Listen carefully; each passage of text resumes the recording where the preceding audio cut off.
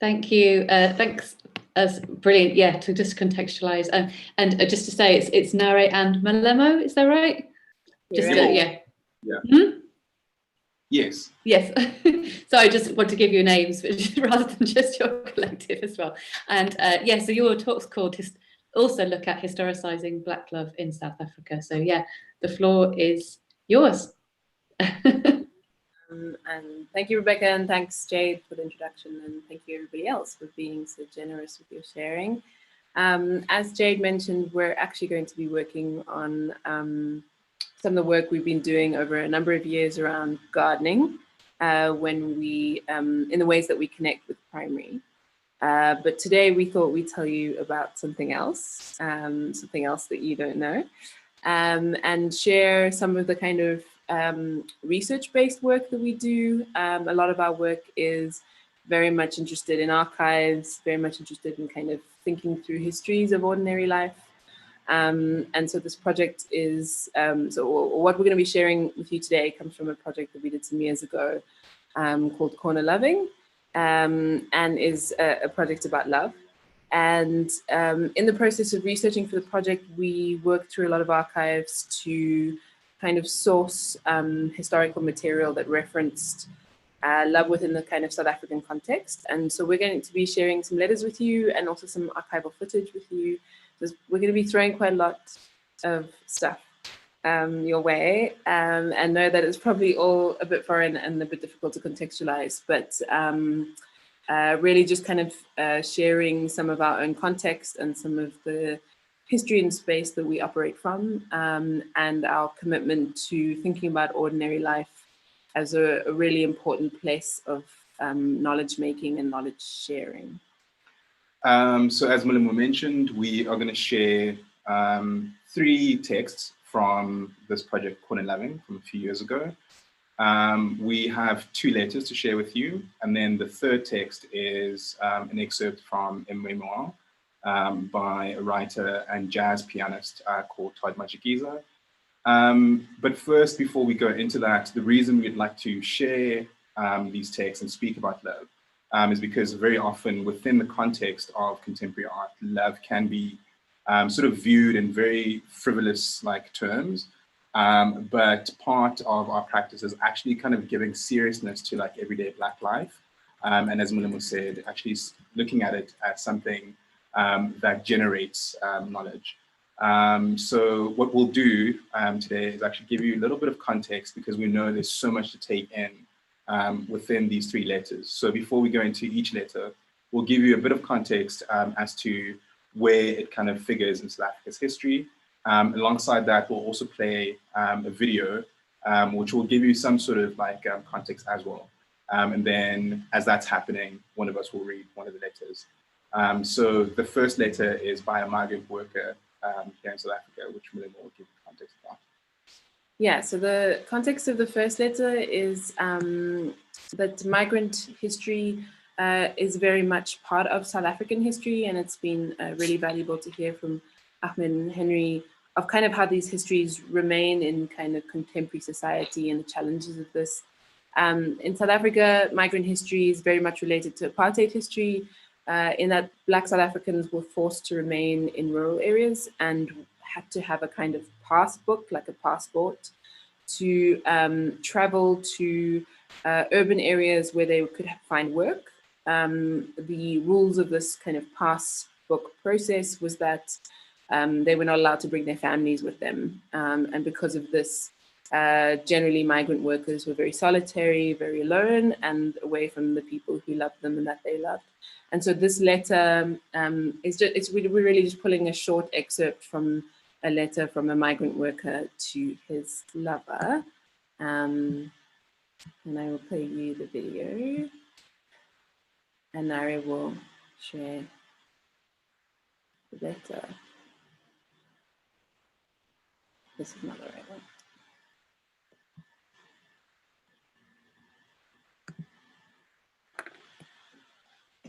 I still think of how we loved each other. I think of how you behaved to me, my wife. I did not lack for anything that belonged to you. All things I did not buy, but I just got them, together with your body. You were too good to me, and you were very, very sweet. More than any other sweet things that I've ever had. We fitted together beautifully. There was nothing wrong. You carried me well. I was not too heavy for you, nor too light. Just as you were not too heavy for me, nor too light. And our bloods liked each other so much in our bodies. The following letter, well, the following text is an excerpt from a memoir, as I mentioned earlier, by a writer, jazz pianist, and composer, Todd Matshikiza. The memoir is called Chocolates for My Wife, and Todd Matshikiza became famous for composing a jazz musical called King Kong, which became a national sensation in South Africa, and this is happening in the 1960s. And once it became this national sensation, it then traveled internationally. And so it also became the launch pad for a lot of careers, such as that of Hugh Masekela and Miriam Makeba. Todd Matshikiza is part of an emerging Black intelligentsia in the 1960s that is associated with a very vibrant cultural hub here in Johannesburg, which is previously known as Sapphire Town. So this is the sort of context that he sort of fits within. He also is famed for writing for a publication here in South Africa, which is called Drum Magazine. Drum Magazine was one of the first magazines that actually focused on everyday Black township life. Instead of speaking to Black people in very like paternalistic sort of ways, they actually employed a lot of famed writers to kind of speak about the experience of being Black at the time. So the importance of this letter, of this excerpt, sorry, is that it actually kind of speaks to the operations of the state in everyday Black life at the time, from telling people where they could sit, where they could go to like the bathroom, which beach they could sit on, to actually even telling people how they could express their love for their wife. So what is happening in this excerpt is that Todd Matshikiza is actually coming back from a rehearsal for King Kong in the city. He is not allowed to be in the city as a Black person, and he will therefore have to have like a letter from his white employer or even from a white friend saying why he's in the city after curfew. So he's at the bus stop when police confront him, and this is the exchange that takes place.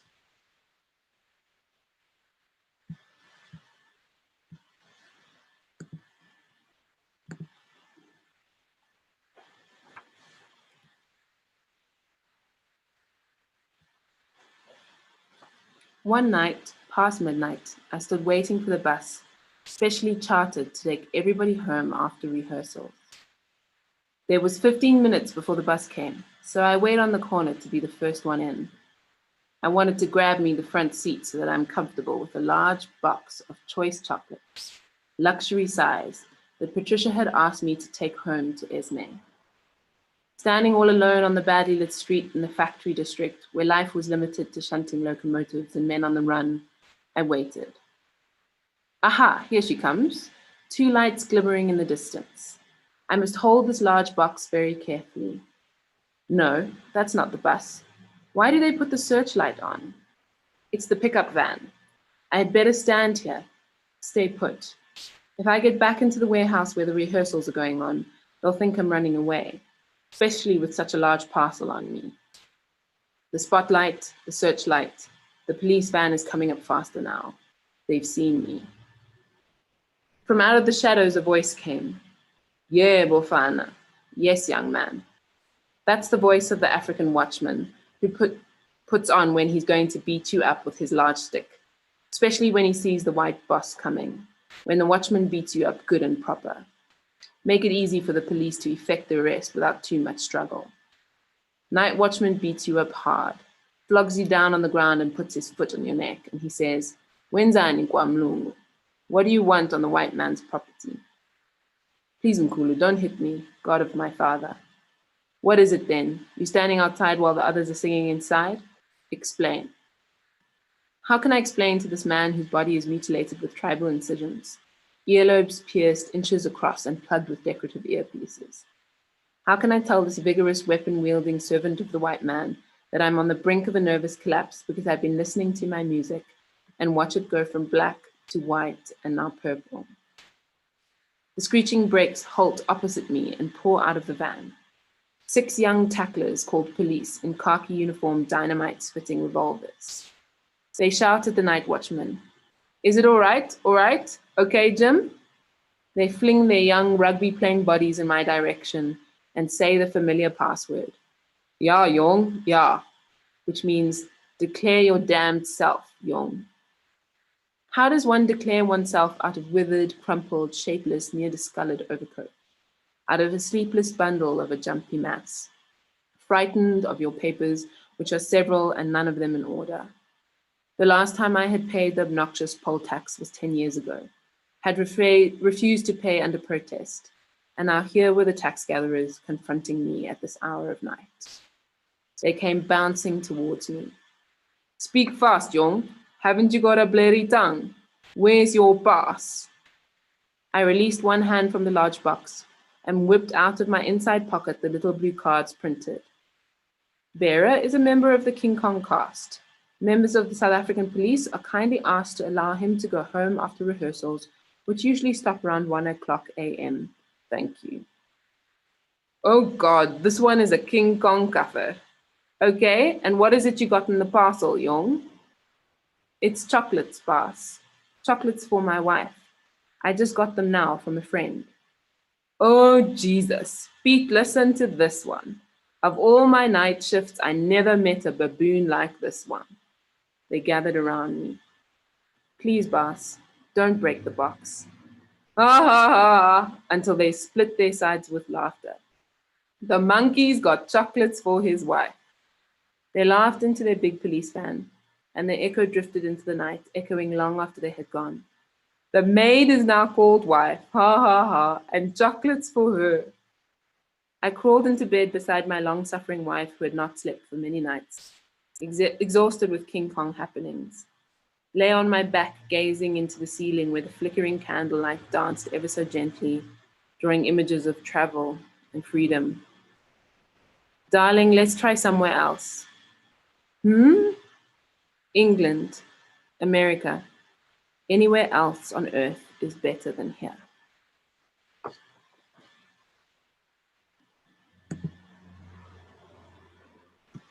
So our third and last letter is a letter by 2 young soldiers who have run away from South Africa in the 1980s to join in exile the military wing of the African National Congress, which was the main liberatory party of the time. And they are in training in another part of the African continent to train to be armed soldiers who would fight against the apartheid state.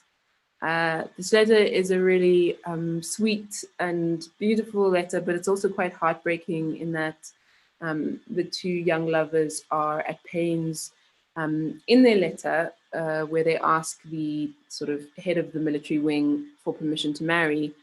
They're at pains to argue that their love will not get in the way of the revolution.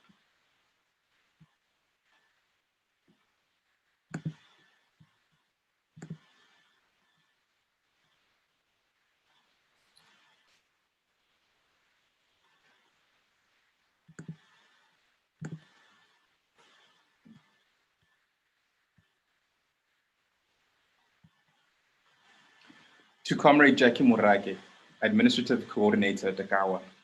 Dear Comrade Jackie, we, Walter Mbofu and Esther Mokhale, as members of the ANC, would kindly appreciate consideration, for we wish to inform you that ours is a long and standing wish that we want to get married.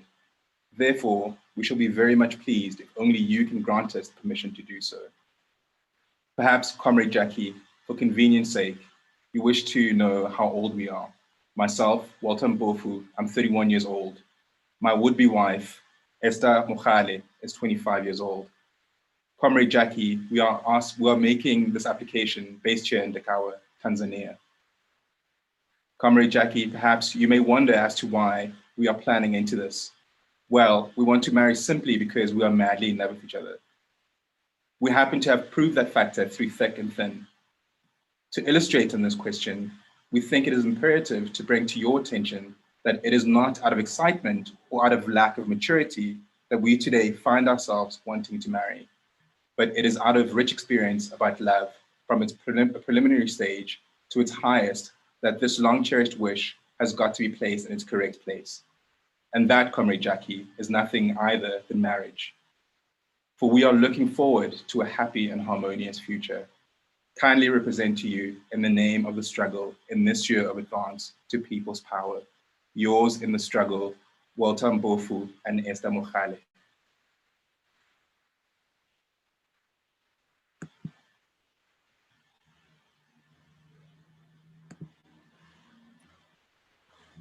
So maybe just to close off, these letters are available on our website if you'd like to revisit them, and are really just archival material that kind of tracks the ways in which ordinary people have had to try and retain the powers of ordinary life despite the kind of complexities of the politics of South Africa, and the ways in which people have managed to retain some semblance of normalness, and made a claim for retaining some kind of everyday existence and dignity, regardless of the petty apartheid that comes across in the excerpt of Todd Matshikiza, or the more kind of large-scale violence that is evident in young people taking up arms against the state, but falling in love nonetheless.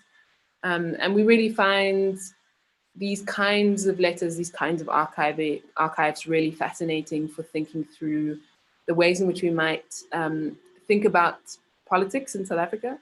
But more broadly, I think these kinds of things relate to stories across the world, and are often stories that don't factor in the big politics of the world, but remain vital in how we kind of make ourselves human in the context of these large COVID-19 pandemics or major political systems.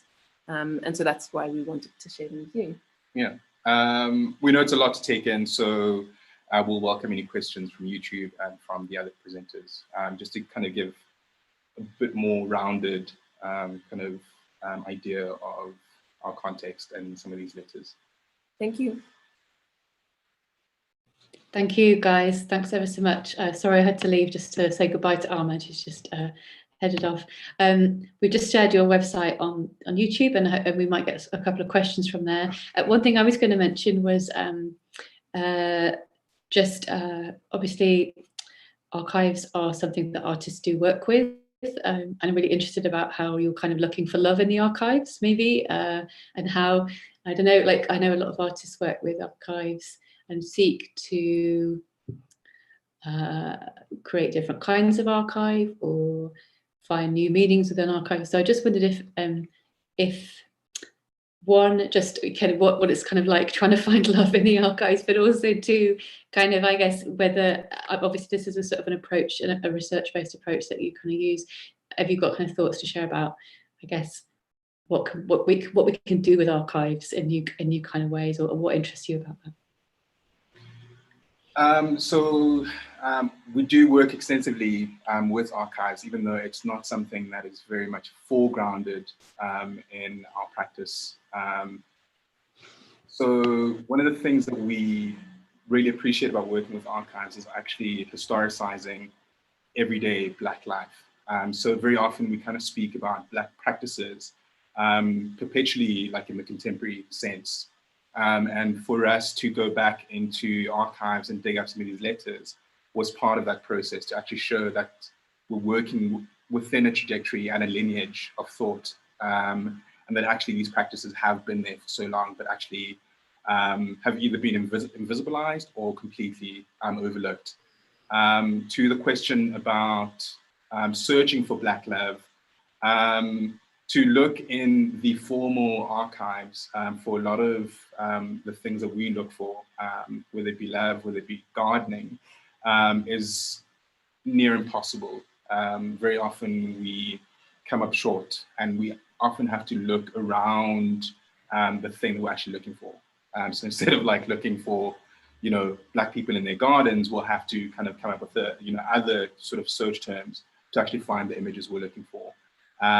Also, we work extensively with our own sort of personal family archives and the archives of like a broader network of people within a community of practice. Yeah, part of our interest on that is also the fact that archives are usually histories of big stories often, and not the small, ordinary, everyday life stories. And particularly for people who've been kept out of the archives in many ways, those stories can be very difficult to find. So for example, we have been searching for archives of Black gardening in Nottingham, and really struggling to find that, which we weren't particularly surprised, because we struggled to find Black gardening in South Africa, where of course we're the majority. And it is because these are assumed topics that are not important. Love too is a topic that's considered not particularly important. So where you might find a lot of archives about big political figures, and you might be able to kind of find archives about big political moments, little letters from couples asking for permission to get married are quite difficult to find, and it takes a lot of searching to kind of get into those. We also have a lot of interest and have worked on other projects that are interested in other ways of memorializing and memory. So we're really interested in oral histories and how oral histories often represent those everyday, ordinary people's stories in ways that the kind of big, more sort of Western influenced narratives of national archives or memorials in your central square kind of don't really capture everyday people's stories. Thank you. I really like the idea. Well, I'm really interested in this sort of, the kind of like, what's the word? Oblique kind of searching for one thing, trying to find another. It's really interesting. I've just got a question come from YouTube from Becky, who says, she says, thank you both. She says, was it always the case that those involved with the organised struggle had to ask for permission for these aspects of their personal life? Yeah, that's a really interesting question, actually.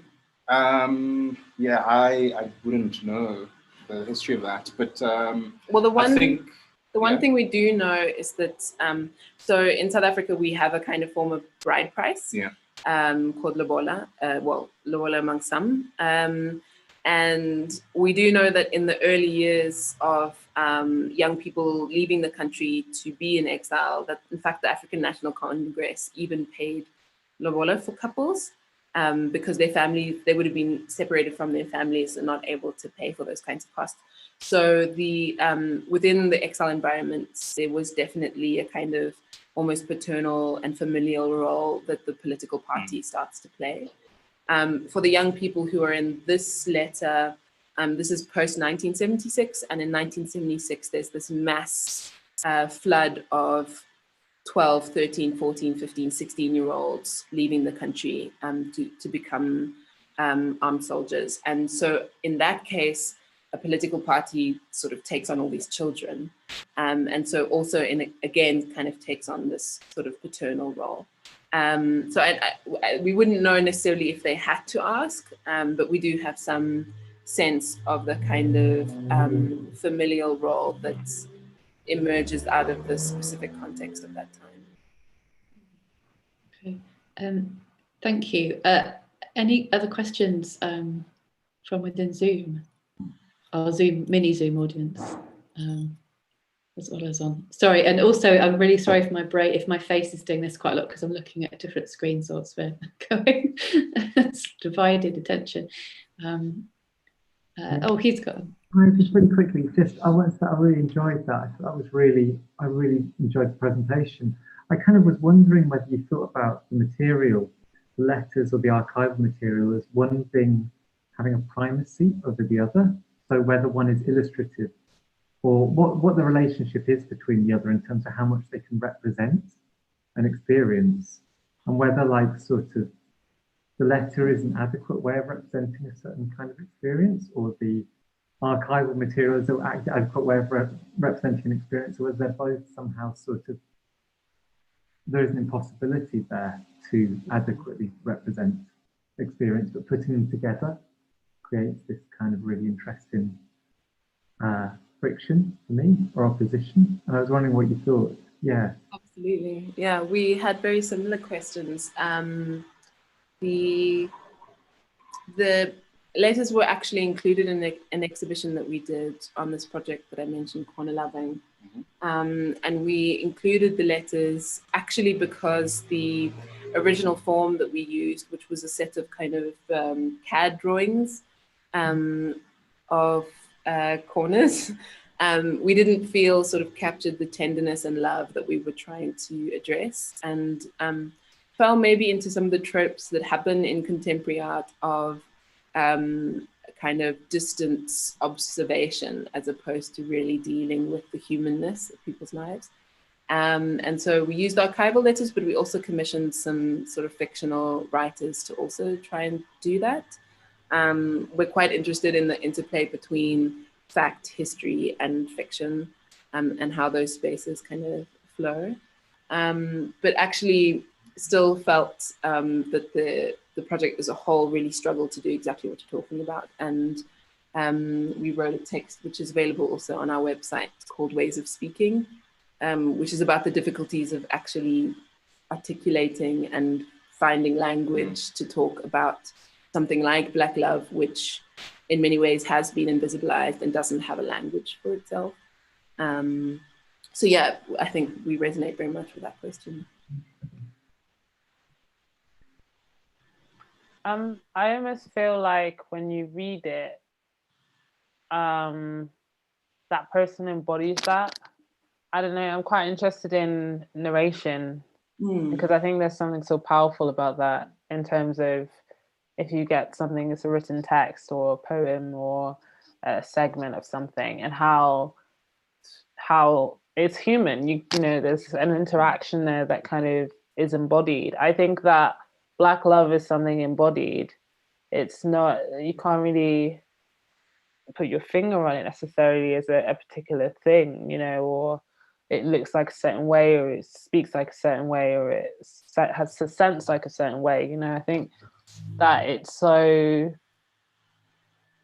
yeah, it's so intuitive and very, yeah, and yeah, very close to, I think, you know, yeah, I think it's quite reductive to, in some way, to, yeah, like you're saying, you get into these tropes of if you try and present Black life within just a particular format, it doesn't really, it's so complicated, it can't really hold it in a sense of like that one material of that one piece of work or whatever it is.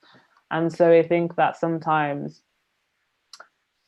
you can kind of simplify these experiences in a way that feels quite, I don't know, it's like how do you justify something like that? How do you really bring it to connect, you know, how do you get people to connect with that kind of material? And so, yeah, I just said it's not really a question, but more of a reflection. But yeah, I think that it's really important for me, with whatever is being shown, to have like this very human connection to it. Because I think sometimes Black life is subjected to the non-human and to an object, subjected to just a body. And you forget there's actually life in that body. You know, these are people, these are individuals. And I think that, you know, it's kind of, especially with race, I think especially, it's kind of just, yeah, it's a grouping of people that doesn't really reflect these individual lived experiences or these nuances. I think sometimes actually, but language has a nuance because the way people talk and communicate in a way is quite interesting. So even though, yeah, maybe you can't really bring out what that is, but I think that just the little differences between how people write or how people communicate is something's there, you know. Anyway, reflections. Yeah. Absolutely. Actually, maybe just as a last point, the two commissioned texts were by two queer writers based here in Johannesburg who wrote the most amazing texts. And one of the things that was really powerful was these languages that are completely untranslatable, just little terms that people use, but which became very powerful in the exhibition itself, where we had used them in the notations on the CAD drawings. And people were like physically reacting when they came into the exhibition and read these notations, and particularly these kind of slang words or words like we didn't even know how to spell because they're not words that are usually written down. And people seeing these words, kind of speaking them out phonetically and recognizing them and recognizing themselves in those words was really beautiful. I also think it's quite interesting that you pick up on the disembodiment and embodiment aspect of the exhibition. So like, as Malimo mentioned, we had one aspect which was these CAD drawings. And the function of these CAD drawings was actually to kind of capture the practice of corner loving, you know, like all the subconscious like calculations that people are making in order to meet in these corners. And one of the things that we wanted to do is to take out the Black body from those drawings. You know, like the first impulse is obviously to have images of, you know, Black people meeting in these corners, you know, and by having those bodies there, again, you begin to focus very much on the sexuality of like the Black body, you know, the hypersexuality of it. And so for us, the texts, the lecture series, and actually just the layout of the exhibition itself and how people moved through the space became a way of re-embodying that body, but like in ways that weren't sexualized, but actually could speak to tenderness, the cadence, you know, of like even Black love. You know, narration, as you know, you're saying, kind of just carries something quite beautiful. So I think it's quite interesting that you picked that up.